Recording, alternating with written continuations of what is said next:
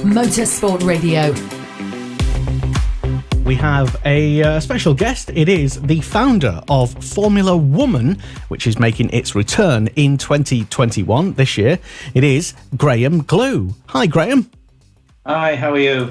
Very well, thank you very much, and welcome to Motorsport Radio. So, Graeme, for those who don't know then about Formula Woman, just explain briefly what it is for those who've never heard of it. Well, Formula Woman was founded back in 2004, and it was a televised competition for women, novice women, to come along and test their skills and become a racing driver. And back in 2004, we teamed up with Mazda. Mazda supplied the cars, and ITV, they broadcast the series. It was a boot camp reality stroke motor racing series, and then the 16 girls that won their place in Formula Woman went on to race the Mazda RX-8s in a championship, and that was back in 2004. Yeah, there was I remember at the time, it was a somewhat of a groundbreaking venture series, a collaboration between, like you say, TV companies in sort of showing the faith in your idea and your vision, and it did actually gain somewhat of a cult following in the original series. Is the reinvigoration, I suppose, the relaunch of it? You expecting much of the same? Well, we had just under 10,000 applications at the time, and that was before social media, of course.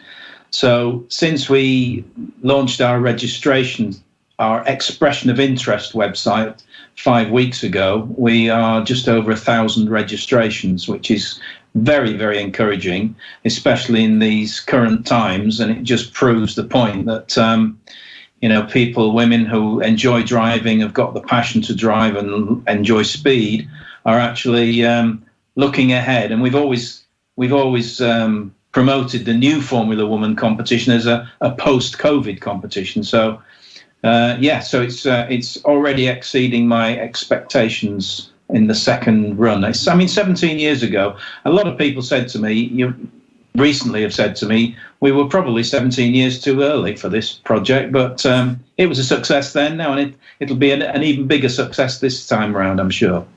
Well, yeah, why not? I think a lot of people, especially with what's gone on in the past year, plus all the various advances in, dare I say, steps towards equality. I'm not going to. I don't know. I mean, maybe two guys talking about equality. Probably best left to some of the actual females themselves. Slightly hesitant talking about from that point of view. But as I say, it was definitely advanced for its time. You're probably right there. And it had some big names racing in it. And can you tell us right now, Graeme, if any of those have expressed an interest to return? No, they haven't, because, again, we've made the competition there. It's available for women who have had little or no experience of motorsport. And that's exactly so. Some of the things we did back in 2004 stay with us because they were right and they were correct, and it proved to be a success. The big difference this time is that with female empowerment and diversity and everything else that we're all talking about, the big difference is that the winners will be racing against the men, and that is because instead of having 16 Mazda RX-8s, we will just be having two. Shall I say? I can't say too much at the moment because we haven't made the announcement yet. But we've got two GT cars which are supplied by a global marque, a supercar manufacturer. And we're about to announce that very, very soon. So the idea is that the winners will actually be trained by professionals, and then they will go and race in something like British GT or GT Cup. And you're the first to know this, actually. So you've got a bit of a scoop on this one, Lester. Oh well, thank you very much. Well, I'm sure we will pass it on, Graeme. Definitely. So.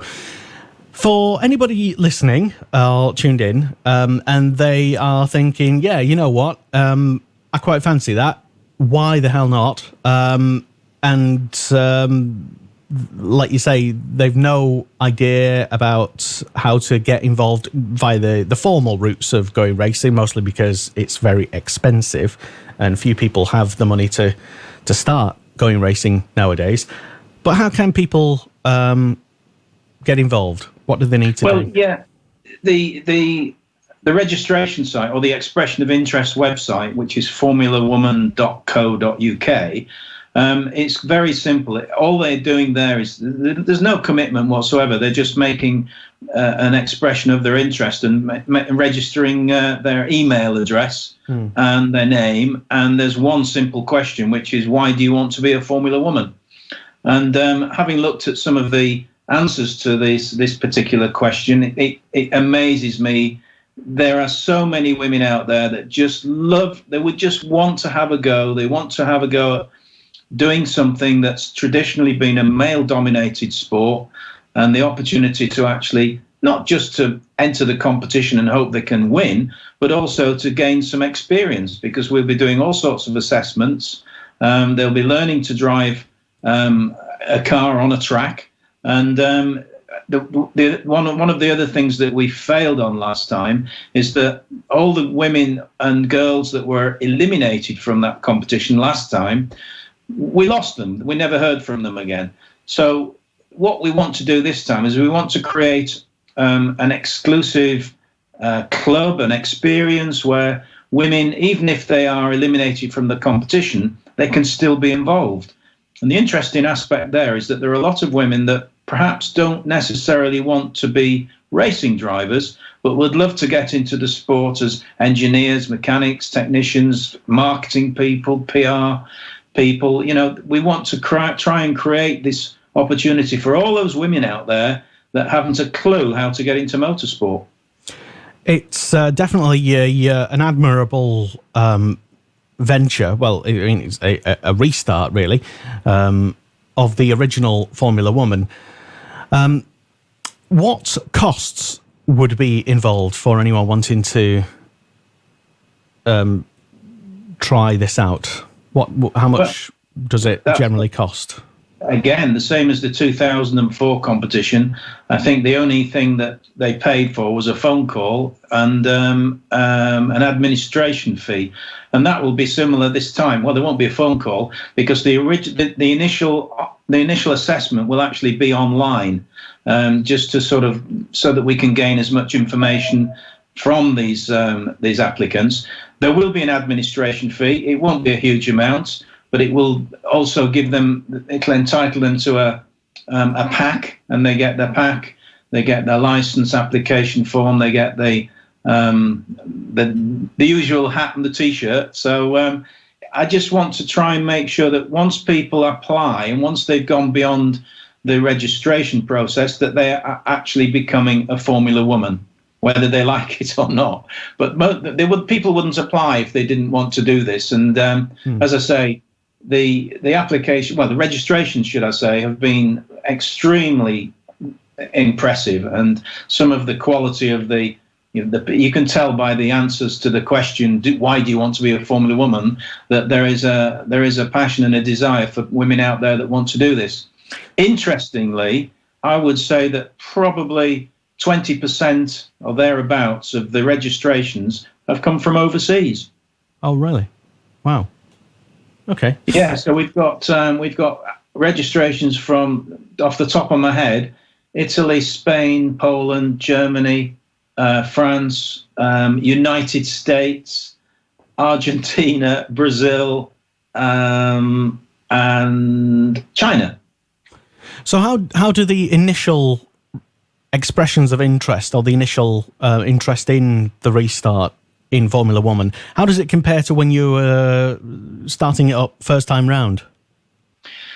Well, we never had an expression of interest section. We just had a straightforward application process.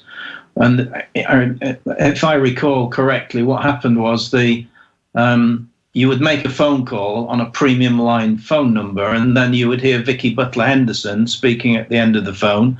Well, she didn't speak to everybody, but she was a recorded message, basically giving them a PIN number. So what they did then was they'd go onto our website and they'd enter the PIN number, and then that would give them automatic an application form to fill in.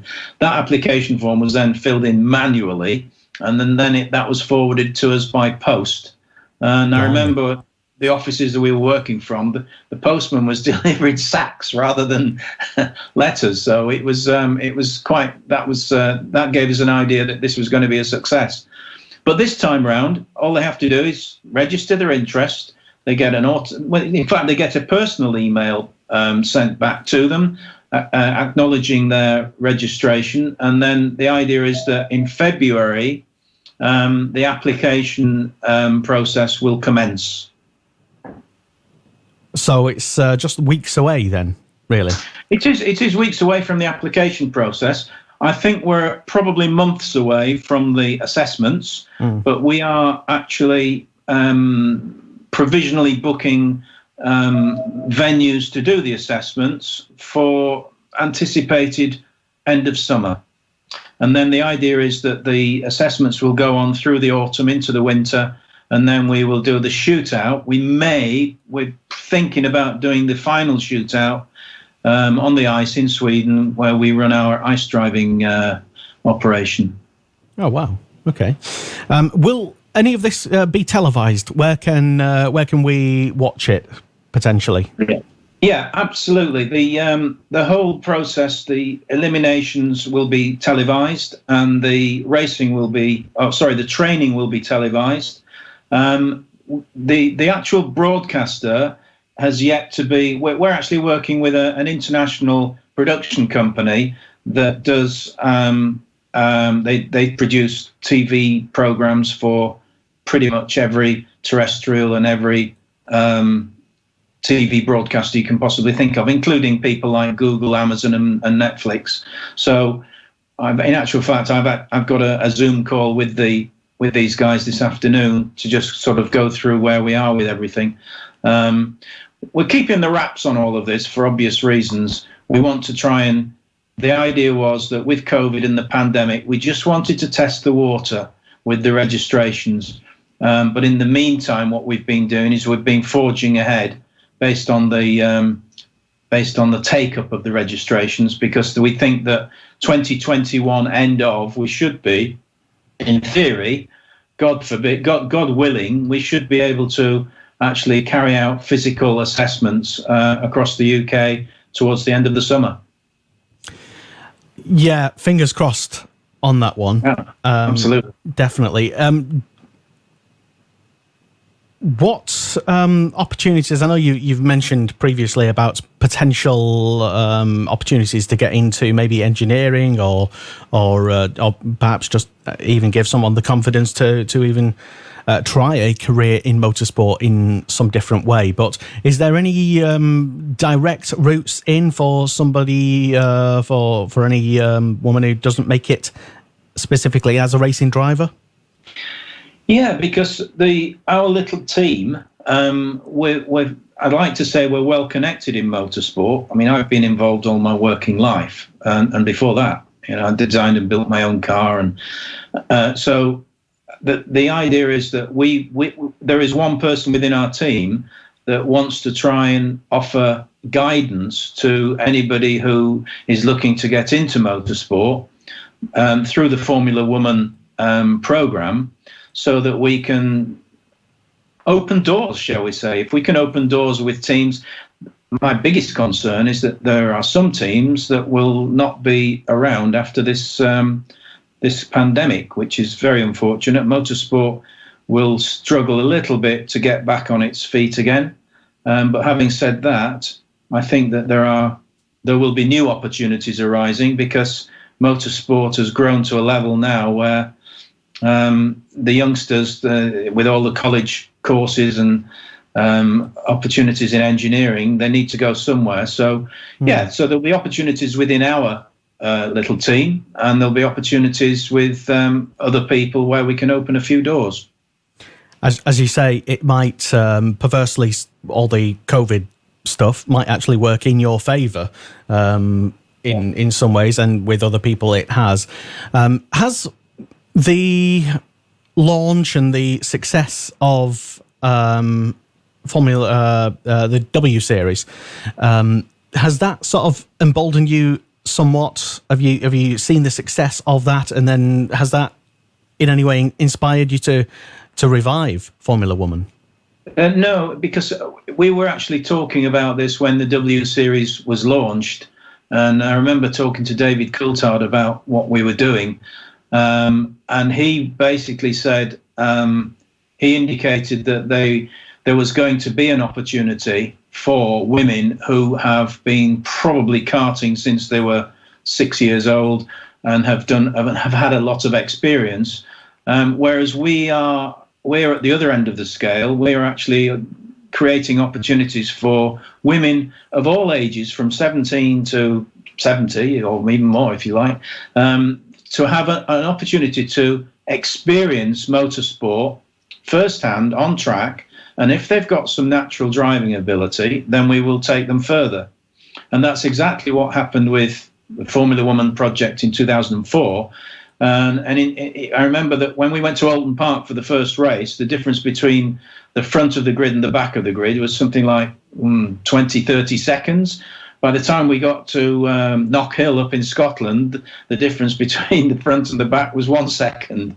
So Tim Harvey, who was the chief instructor, and myself, we kind of reduced the gap considerably. And that all goes with training and testing, and that's exactly what we want to do this time, except they will be going into GT cars almost straight away. So they'll be in at the deep end, but why not? That's the way you go motor racing nowadays. Certainly, yeah. And it does sound definitely like it is, in some ways, the right time for this, but I only hope with everything else that's going on that it doesn't derail any plans. But we've waited long enough for fans of the original series, Graeme, for this to come back, or some iteration of it. So I applaud all the efforts that you've been doing to revive it. And just once again, just remind us then how people can get involved, if or can people be nominated maybe by their spouses, or because I'm guessing that there might be some people listening thinking, that sounds all right, I fancy a go at that, but yeah, it's not really for me. I'm not really the sort of thing. I know I'd be good at it if I tried it, but yeah, they're not looking for me. They're looking for, like some Abby Eaton types who's like really a hard, aggressive, fantastic racing driver, but they're not looking for me, a mum, never any experience in motorsport, but you really, really are. Yeah, well, again, we had a lovely lady called Jean Neville. She was about 68 years old when she came and joined us. This was in the Formula Woman program we ran in the Caterhams, which was after the Mazda 2-year deal, and she absolutely loved it. And she was sponsored by Saga, and I think the situation is that if people want to have a go, then they've got nothing to lose, because by the time they come along and do an assessment, they'll learn something from it. Whether they've got the natural ability or not, that's down to our instructors to decide. But then there will be a process where they can go to the next level, and if they make it to the last 50, then we will be taking it down to the final 6, because there'll be 6 winners in this competition. So, yeah, I mean, I would say to anybody, if they want to register, all they're doing is registering their interest at the moment. They get this email back, and basically the email tells them a little bit more about the competition. The website tells them a little bit more now, because we've now got a testimonial section and a blog on there. So I would say anybody that's interested in having a look, all they have to do is go to the Formula Woman, not Formula Women, by the way. I've had a few emails saying I can't find you. So it's formulawoman.co.uk. Check it out. I urge everybody who is considering it, even if you've previously discounted it, or as we've just said, sort of, because I suppose thinking about it, putting yourself up to this sort of thing with TV cameras, no experience, it can be a little bit scary for inexperienced people. Yes, but I think when people, all they have to do is, I remember with all the TV people last time, people just have to be themselves. And let's face it, there'll be little cameras in all the cars anyway, so you can't get away from the cameras, I'm afraid. Not anymore. It will be, as I say, it will be fantastic to see how it's how you get on with it, really, and the lots of other external COVID challenges that you managed to battle your way through. I applaud everything that you're doing with Formula Woman, Graeme, and we just wish you the very best of success in, I think just having it launched and having it happen would be a big success in and of itself. Well, all I would say is that we are beyond the point of no return now, so we're not exactly a runaway train, but we're going pretty quickly with this project. So this is definitely happening. Absolutely, 100%. Excellent. Well, thank you very much for coming on Motorsport Radio today, and we will love to keep up to date with you. Maybe some regular updates about how things are going, and maybe, I don't know, if at the end of the season to talk about a successful second season as well in Formula Woman. Yeah, no problem at all, and thanks for having me. Fantastic. All right.